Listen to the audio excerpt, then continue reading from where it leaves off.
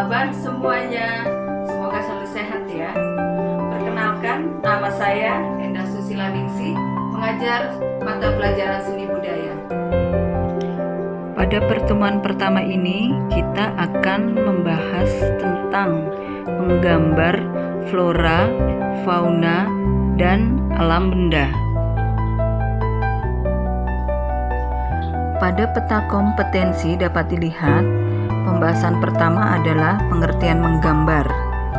Setelah itu, baru kita masuk ke pembahasan objek, komposisi, dan teknik menggambar. Nah, untuk praktiknya, baru kita akan membuat gambar flora, fauna, dan alam benda.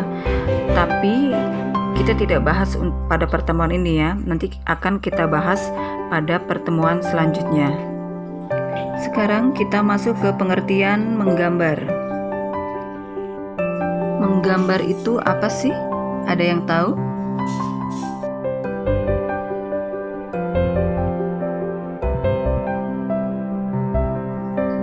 Untuk pengertian menggambar, di sini kita tuliskan ada dua pengertian. Yang pertama, kegiatan membentuk imaji dengan menggunakan banyak pilihan teknik dan alat dalam bentuk goresan tangan, kemudian diungkapkan atau digoreskan di bidang datar. Untuk pengertian yang kedua, itu adalah kegiatan aktivitas mental dan fisik yang dituangkan dalam bentuk goresan tangan, diungkapkan atau digoreskan di bidang datar.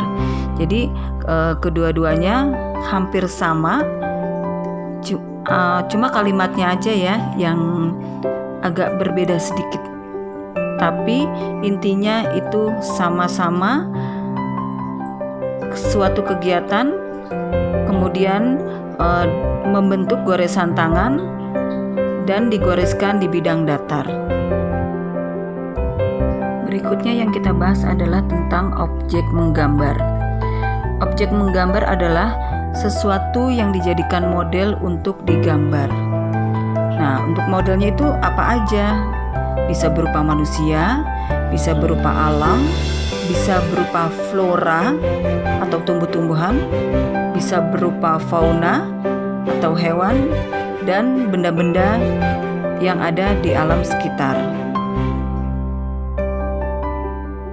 Ini adalah contoh-contoh gambar flora, fauna, dan alam benda. Coba kita perhatikan bersama. Untuk gambar 1 dan 2 menggunakan model fauna. Kenapa disebut menggunakan model fauna? Karena gambar tersebut menggunakan hewan sebagai objek gambarnya. Gambar ketiga dan keempat menggunakan model flora karena menggunakan tumbuhan sebagai objeknya. Dan gambar yang kelima dan 6 menggunakan model benda karena menggunakan benda-benda sebagai objeknya. Berikut kita lihat komposisi menggambar. Komposisi menggambar adalah tata susunan yang menyangkut keseimbangan, kesatuan, irama, dan keselarasan dalam suatu karya seni rupa. Untuk komposisi itu dapat dibedakan dalam dua jenis. Ada yang komposisi simetris dan ada komposisi asimetris. Di mana untuk pengertian dari komposisi simetris adalah objek bagian kanan sama atau mirip dengan objek di bagian kiri bidang gambar. Sedangkan untuk komposisi asimetris adalah objek di bagian kanan tidak sama atau tidak mirip dengan objek di bagian kiri bidang gambar, tetapi menunjukkan keseimbangan.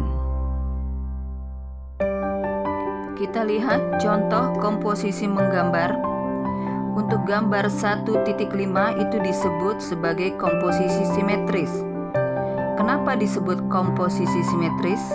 Tadi sudah disebutkan penjelasannya bahwa komposisi simetris adalah bagian sebelah kiri dengan bagian sebelah kanan itu sama.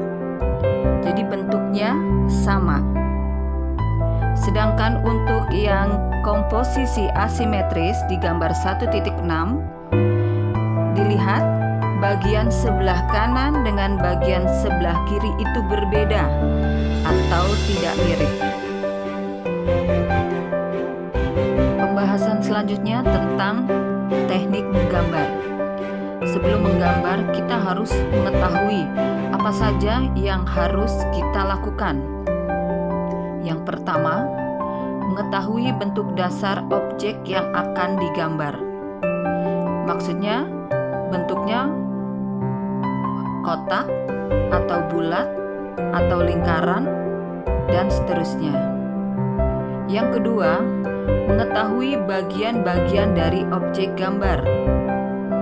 Contoh, misalkan kalau kita ingin menggambar pohon, berarti kita harus tahu bagian-bagian dari pohon. Ada ranting, ada daun, dan sebagainya. Yang ketiga, menyusun atau menyambung bagian per bagian menjadi gambar yang utuh. Ibu contohkan lagi seperti tadi, ketika kita ingin menggambar pohon, bagian-bagiannya kan ada ranting, ada daun. Nah, itu kita sambungkan atau kita susun menjadi gambar yang utuh.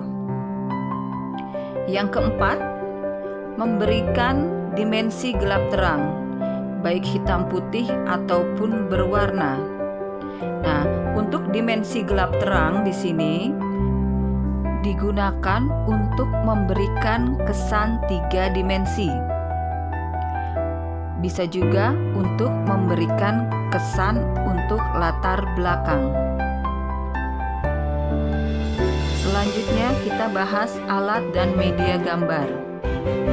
Untuk alat dan media gambar yang biasa digunakan, ada beberapa yang Ibu munculkan di sini.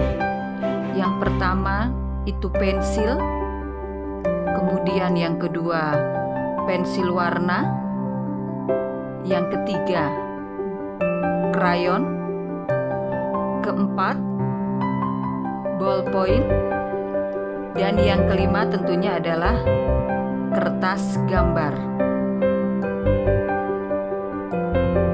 Demikianlah penjelasan pada pembelajaran kali ini. Harap diperhatikan dan diingat materinya ya, karena pembelajaran selanjutnya akan ada penugasan.